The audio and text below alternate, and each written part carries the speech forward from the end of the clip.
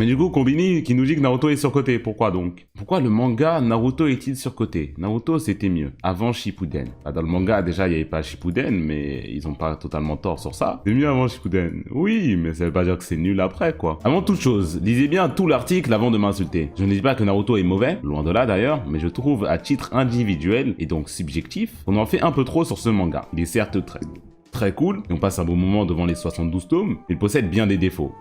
C'est vrai. Voici donc un petit récapitulatif des points forts et des gros points faibles de l'œuvre. Naruto partie 1. Des larmes de plaisir. Ce poulet. Commençons par ce qui a fait de Naruto sa renommée, la première partie. Avec ses débuts de l'équipe 7, Kakashi qui devient notre fantasme d'adolescent.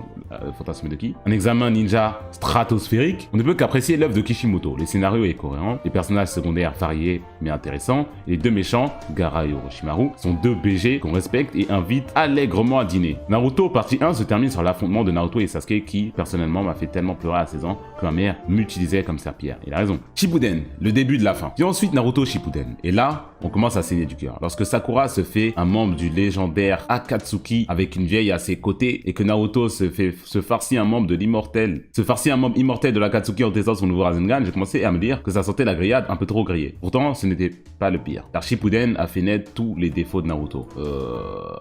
Des problèmes au début de Shippuden, c'est pas de ça dont je parlerais, moi. Problème au tout début de Shippuden, je parlerais plutôt de l'arc avec Yamamoto, je sais plus comment il s'appelle, et ça, par là, il était mais sinon, ça, j'ai pas de problème avec ça, hein. Trop de personnages délaissés. Bien trop de personnages secondaires qui avaient leur importance dans l'examen des ninjas deviennent hélas des ombres dans la suite du récit. Il a raison. Shino, Kiba, Ino, bon, on s'en bat les couilles. Rock Lee, ça c'est grave. Par contre, Shino, Kiba, Ino, Kankuro, rien à battre. Rock Lee, ça c'est grave. Ils sont tout simplement évincés de l'intrigue. Rock Lee, Neji, ça c'est grave. Alors qu'ils apportaient des éléments intéressants à l'histoire de Konoha et à la structure des arts du combat, après l'ellipse des 3 ans, il n'existe plus aucune intrigue engageant des personnages secondaires. Kankuro, rien à foutre de Kankuro. Neji non plus. Shino non plus. Neji, oui.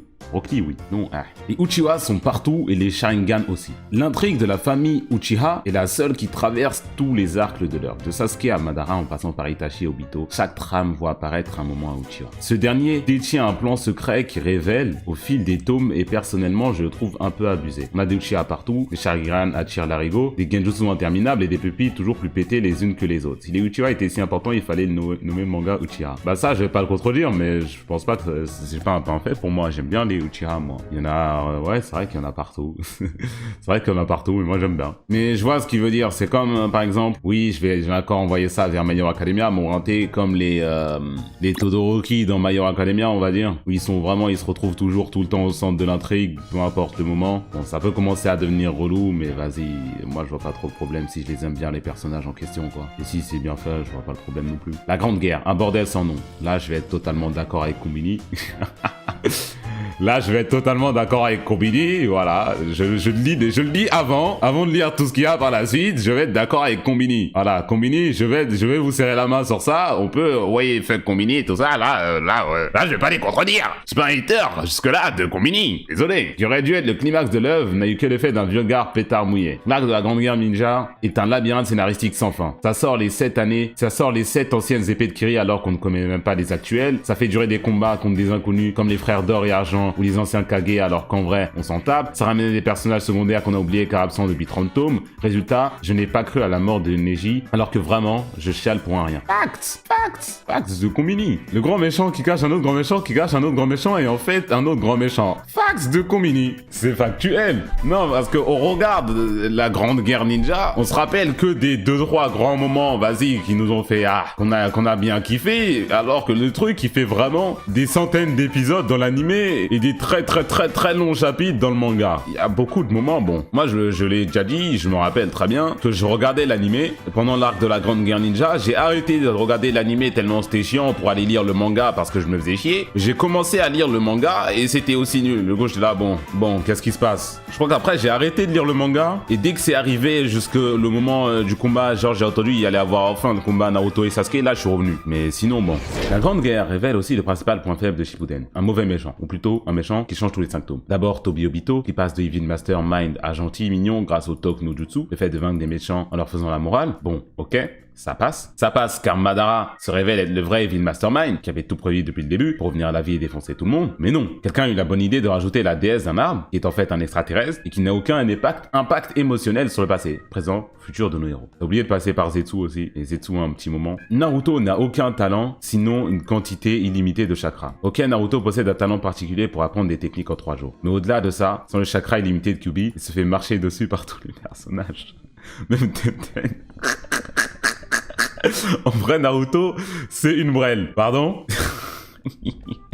Wow! Wow! Wow! Wow! Wow! Wow! Wow! Wow! Je n'irai pas jusque-là! Je n'irai pas jusque-là! Je n'irai pas jusque-là! Ça, c'est aller on te dit A, et toi, tu vas jusqu'à Z avec toutes les informations. Une petite notion de dosage, je suis désolé, Combini. Je suis désolé. C'est un grand bœuf de fou, Kyuubi. C'est un bœuf de fou. Naruto serait fait piétiner maintes et maintes fois s'il n'avait pas Kyuubi. Mais il y a beaucoup de combats que Naruto a utilisé sans Kyuubi, qu'il a gagné sans ça, il a fait ses feats sans, il a fait beaucoup de grandes masterclass sans Kyuubi, je suis désolé, c'est tout. L'arc Pain, il a fait 90% de l'arc Pain sans Kyuubi. À partir d'un moment, il a pété un câble. Vas-y. À partir d'un moment, il a pété un câble, c'est pas facile. Comme le fils est son fruit du monde, tu peux pas le dissocier. Pas de rapport, pas vraiment de rapport, pas trop pareil. C'est une entité qui est à l'intérieur de lui, c'est pas trop pareil quoi. Mais même Luffy sans son fruit du démon, il aurait fait des trucs incroyables aussi. Bon après, il y a eu quelques révélations sur le fruit du démon de Luffy, mais même sans ça, bon, c'est quand même un dé, il a quand même le haki des rois, non? Ah ouais, c'est pas, il a pas la volonté du dé plus le haki des rois Luffy. Il a pas les deux là. Shanks c'est pas devenu l'un des plus puissants du verse de One Piece, sans fruit du démon, juste avec du haki. Et on ne regarde pas le même anime. On lit pas le même manga. Roger devenu roi des pirates juste avec du haki aussi. Enfin, un peu de sérieux. Il n'avait pas le haki des rois au début. Bah encore heureux qu'il n'avait pas le haki des rois au début. Et oui, ça, pas d'accord.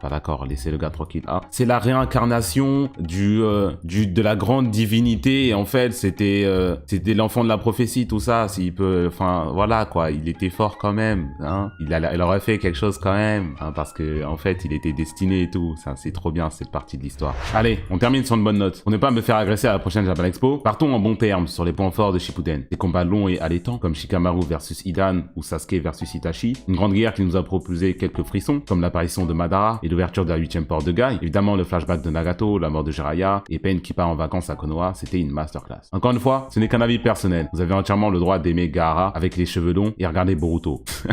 Sur ce, je retourne lire Bleach pour comprendre comment Ichigo a pu apprendre le Bankai en 3 jours alors qu'il faut 1000 ans pour le maîtriser. Bisous. Tiens. Encore eux. Tiens. Bon, je vais pas trop parler, sinon on va m'attraper. Sinon on va m'attraper, je vais rien dire. Ah là là. Non, en vrai de vrai, bon, ils sont censés faire leur clickbait. C'est pour ça qu'il a dit pourquoi le manga Naruto est surcoté. Ils sont censés faire leur clickbait. Mais dans tout ce qu'il a dit, franchement, ce qui a le plus choquant, c'est juste dire Naruto, c'est une fraude. Et les Uchiha, on veut pas les voir. C'est vraiment les deux gros poids qui sont là. Wesh, waouh. Sinon le reste, c'est des critiques valides. Ça aussi, je suis pas trop d'accord. Sinon le reste, c'est des critiques valides, totalement valides, oui.